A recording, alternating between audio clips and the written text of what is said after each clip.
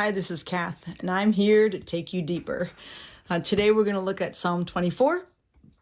I have a verse here that I want to read first before we get started, and we are looking at Psalm 119, and I'm going to zoom in a little bit here so you can see this verse. It's verse 72, and I just think it's such a neat verse. It says, "The law from your mouth is more precious to me than thousands of pieces of silver and gold." Lord, I pray that that would be true in our lives, that the law from your mouth would be more precious to us than anything else in this world. Lord, that as we study your word, as we learn and we grow, that it would become even more and more precious to us. We thank you for your word. Let it go deep in our spirits and change our lives. Amen. So let's look at Psalm 24. And I'm going to zoom in here so that you can read along as I'm reading it. So Psalm 24 of David, a psalm, it says, "The earth is the Lord's and everything in it, the world and all who live in it. For he founded it on the seas and established it on the waters. Who may ascend the mountain of the Lord? Who may stand in his holy place? The one who has clean hands and a pure heart, who does not trust in an idol or swear by a false god. They will receive blessing from the Lord and vindication from God their Savior. Such is the generation of those who seek him, who seek your face, God of Jacob. Lift up your heads, you gates. Be lifted up, you ancient doors, that the King of glory may come in. Who is this King of glory? The Lord strong and mighty, the Lord mighty in battle. Lift up your heads, you gates. Lift them up, you ancient doors, that the King of glory may come in. Who is he, this King of glory? The Lord Almighty. He is the King of glory." Such a neat psalm. Just very poetic sounding. I love the way this psalm sounds, even without tearing it apart and trying to figure out what it's talking about. But today, I obviously want to tear it apart and look at what it's talking about too. So we're going to start with the category. And the category for this psalm is called an entrance liturgy. Now, we had one other entrance liturgy so far, and that was Psalm 15. So if you look back on your notes, you might see some of the notes that we took before, because it's a literary poem describing basically an ethical requirement for entering into the Lord's presence. And we see it in Micah 6 through 8, Isaiah 33, 14b to 16, and now this psalm. Okay, so we could, if you wanted to, write that over here again. I believe we did that when we looked at Psalm 15, but I could just write Psalm 15, Micah 6 through 8, Isaiah 33, 14b through 16. Now, let me look up in my Bible. So I'm going to go to my Bible for a second and look up Psalm 15 and see which verses it was, because I believe we wrote that down too. Or it might be all of Psalm 15. It is. Okay, so it is all of Psalm 15. So those are the other psalms that are considered entrance liturgy. And you can see it right away when we get up here. Here's the question. Who may ascend to the mountain of the Lord? Who may stand in his holy place? So there is that question already of the requirement that we talked about. But before we get there, let's just start at the beginning. And let's look at this. The earth is the Lord's and everything in it, the world and all who live in it. Now, what I did in my Bible, because I thought this was really cool, was I wrote down, the earth is the Lord's and everything in it. So this is talking about objects, everything that was created. But then it says the world and all who live in it. So it's like the Lord's making sure that we've got the distinction that the earth is the Lord's and everything in it, but also everyone in it. He is, everything belongs to the Lord. And I just thought that was kind of neat. So I just marked those two words as a reminder to me that that's what that's talking about. So let's go to look at the requirements. Who may ascend the mountain of the Lord? Who may stand in his holy place? And then it goes through and it lists. Here's the requirements. The one who has clean hands and a pure heart, who does not trust an idol or swear by a false god. So we've got those four things. So it's clean hands, a pure heart, does not trust in an idol, or swear by a false god. So those are the requirements. So what I did, if you look below, linked below, you're going to find a sheet with different things that you can put in your Bible on this. And I have the requirements right here. The requirements are clean hands, which is what you do, a pure heart, which is why you do it, and then not trust in an idol or swear by a false god. Now, I also noticed that if you look this up in other versions of the Bible, I like the way it says it in other versions of the Bible too. So what I did on this piece of paper is I wrote down this same verse in a couple different versions of the Bible. So I'm going to read it to you because I think this is really good. The ESV version says, who does not lift up his soul to what is false and does not swear deceitfully. The New King James says, who has not lifted up his soul to an idol nor sworn deceitfully. So see how they say that? It's the CSB, I think that's the Century, I'm not sure which version it is. Who has not appealed to what is false and who has not sworn deceitfully. And the CEV says, who doesn't worship idols or tell lies under oath. So I just thought that was good to look at the different versions of this. So I have this piece of paper here that has the requirements and then the different versions. So I've got that I'm not going to glue anything on right now because I'm going to show you. I've got several things today that I thought would be helpful for you to have. So there's this.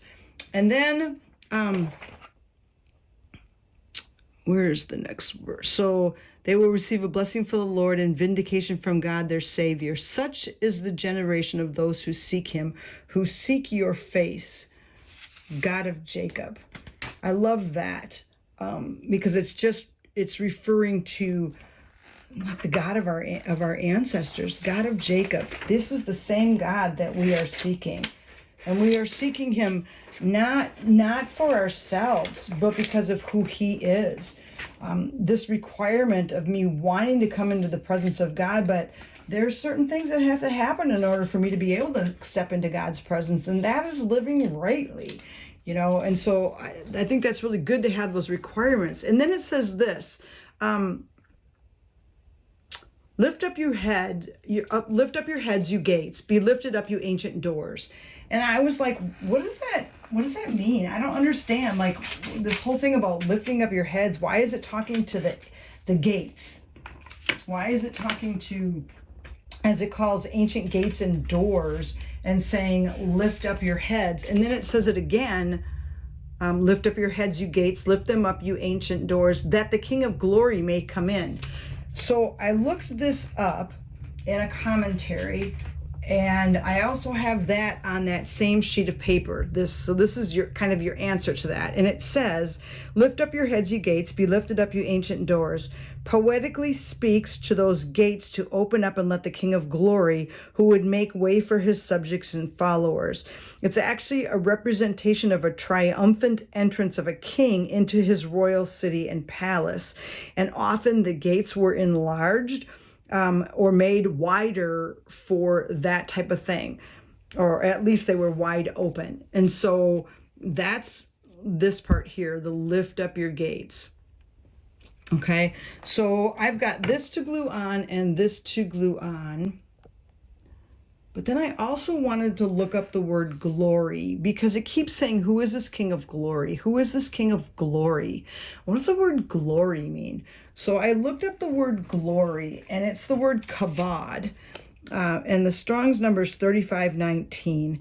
And instead of writing it, I actually printed this too. So what I'm going to do is I'm going to take this about the glory, and I'm going to glue it to the back of this. And I'm going to make this into a flap, but I'm going to glue this on. So let's just do this. I'll show you. So I'm going to kind of go out here so you can see this a little bit. So I'm going to take this paper here, the lifting up the heads, and I'm going to glue this in right by the lifting up of the head of the gates. So it's lifting up our gates is here and here. So I'm going to put that right by it, so that if I'm reading it again, I'm like, what does that mean? I go to that and it tells me. But then I also have my requirements. See, if I glue my requirements there, I don't have room for this. But if I make this into a flap, I will. So I can make it into a flap one of two ways. I can make it into a flap that opens this way, or I can make it into a flap that opens this way. And I'm going to make it into a flap that opens this way, which means when I glue this to the back, I'm going to glue it to the back, so when it flips up, I can read the word glory. If I go this way, then I have to put that way, so it's right side up, right? So we're going to glue this paper that says the meaning of glory, and then I'm going to read to you the definition of glory, because I think this is really important to understand when it's saying, who is this King of glory? What does the word glory actually mean? So I'm going to take my flap, bring it like this, and glue this on here. Okay, and it says this.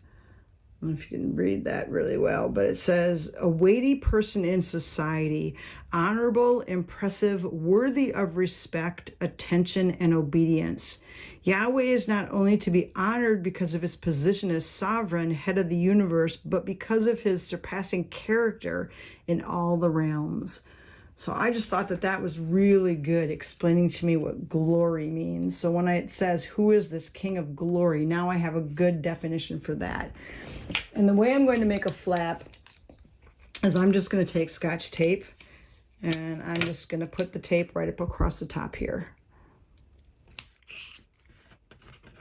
Now, if I was doing it in my Bible, I would probably use washi tape just because it looks prettier, but I'm just doing it on this paper. So then it'll flip up. And then if you want, you could put tape on this side too, so that it's sturdier in there. You don't have to. Sometimes what I'll do is I'll put washi tape on the outside, but Scotch tape underneath here, so it's strong. But that's how I put that flap in there. So now I've got the requirement, what it takes to enter into God's presence. I've got the explanation to lift up your heads, you gates. It's like, just open the gates wide so that the King can come in. He is strong and mighty. He is one to be honored, right? He is mighty in battle. Strong and mighty speaks of a warrior, refers to power and the might of an army. And then we've got, he is the Lord Almighty. He is the Lord Almighty. He is the King of glory. And Lord Almighty, so I'm going to do this. The word Lord and Almighty, Yahweh is the word Lord. And we've talked about that before, right? Yahweh. But the word Almighty here is Sabaoth. Sabaoth. Yahweh Sabaoth. And it means army, warfare, trained for battle. So I'm going to write that in there just so that I've got that definition too. I'm looking, I like to write my definitions in one certain color. So I kind of, and I have my Bible a little bit color coded. I usually use the light blue for my definitions. So this means army, warfare, trained for battle, but then also means captain of the armies of Israel.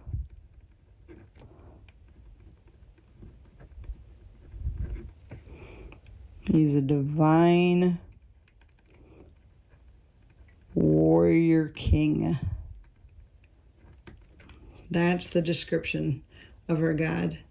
That's the King of glory. And we want to open up our gates, whether that's the gates of the city or the gates of our lives, to this King of glory, because he is worthy. He is the Lord Almighty, Yahweh Tsabaoth. And again, we see that at the beginning, he is the earth, and everything in it is his. All who live in it are his. And that again shows his power and his might. So this is the God who we serve. And again, this entrance psalm to who may enter into his presence, who may stand before this God. And it is the one who has clean hands and a pure heart, who does not trust in an idol and does not swear by a false god, or who does not swear deceptively, who does not live in a deceitful way. Those are the ones that can enter into his presence.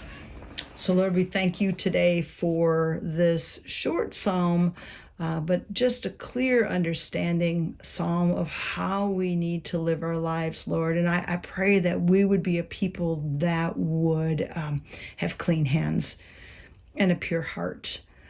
Lord, what we do and why we do it are so important. And Lord, I pray that our hearts will be towards you, King of glory, that we would acknowledge you as a captain of our army, Lord, the divine warrior king, and worship you because of that.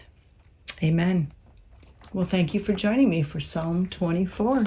Please put some notes in the comment area. Let me know what you're getting out of this, and see you next time.